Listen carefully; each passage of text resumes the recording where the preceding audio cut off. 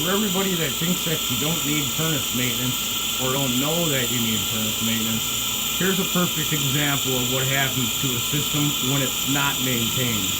This equipment is a 90% efficient furnace and it is completely plugged up. You can hear it trying to start right now, but it's the inducer motor that's making the noise. As you can see, the furnace is completely dirty. And they're starting to get parts failing on the unit. These blower motors have to breathe. You think it's getting a lot of airflow with that? Dust, debris built up on that motor? I don't think so.